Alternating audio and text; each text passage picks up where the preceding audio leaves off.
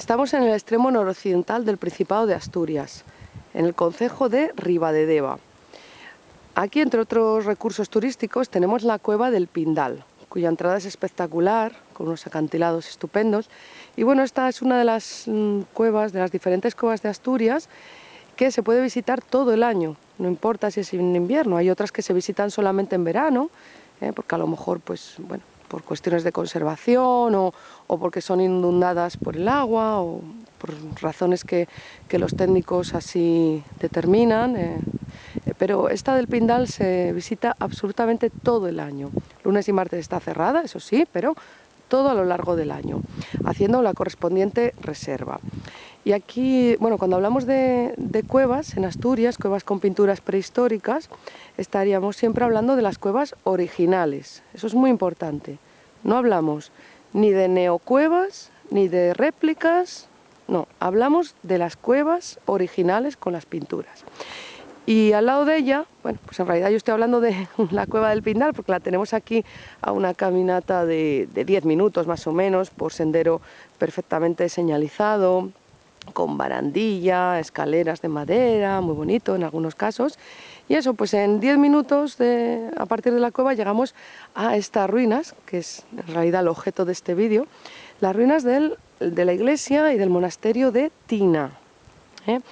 Esto pues ya hay un documento del año 932, de esa primera época, apenas terminado el reino de Asturias, en que se menciona. Y lo que podemos estar viendo ahora en el vídeo y bueno, en la realidad, pues es ya del siglo XIII. Vemos ahí un arco ya apuntado, ya nos habla del primer gótico.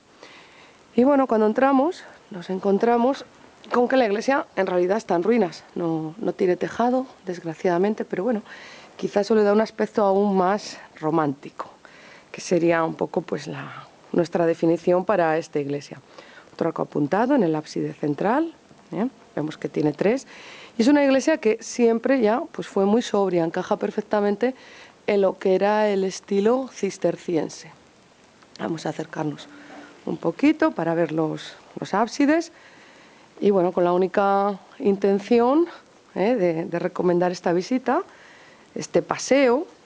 Sabemos que bueno, esto no es la Catedral de Oviedo, ni es un Santa María del Naranco, pero tiene ese encanto de la aventura, de que está, por supuesto, abierta también todo el año, en realidad está en ruinas, y bueno, pues está en plena naturaleza, al lado de unos acantilados. Tiene incluso un sepulcro, no hay que tener miedo, está vacío hace mucho tiempo, pero que nos habla de enterramientos que quizá en su momento pues fueron de gente, de personas importantes de aquí, y nos queda ese testimonio.